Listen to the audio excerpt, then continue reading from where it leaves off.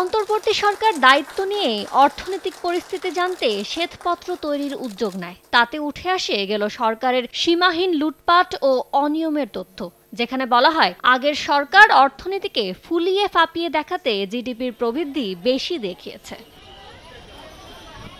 ২০২৩-২৪ অর্থবছরের মোট দেশজ উৎপাদন বা জিডিপির সাময়িক হিসেবে প্রবৃদ্ধি দেখানো হয়েছিল ৫.৮২%। সোমবারে চূড়ান্ত হিসেবে তা ১.৬% কমে হয়েছে ৪.২২%। ৩ বছরের মধ্যে এই হার সবচেয়ে কম। চূড়ান্ত হিসেবে গেল অর্থ বছরের জিডিপির মোট আকার দাঁড়িয়েছে ৫০,০২৭ বিলিয়ন টাকা বা $৪৫০ বিলিয়ন।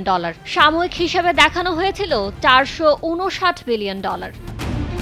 জিডিপির তিনটি বড় খাতের মধ্যে চূড়ান্ত হিসেবে কৃষি প্রবৃদ্ধি ৩.৩০%, সেবা খাতে ৫.০৯% আর সবচেয়ে খারাপ অবস্থায় আছে শিল্প খাত। এ খাতের প্রবৃদ্ধি সাময়িক হিসাবের তুলনায় অর্ধেক কম, চূড়ান্ত হিসেবে দাঁড়িয়েছে ৩.৫১%।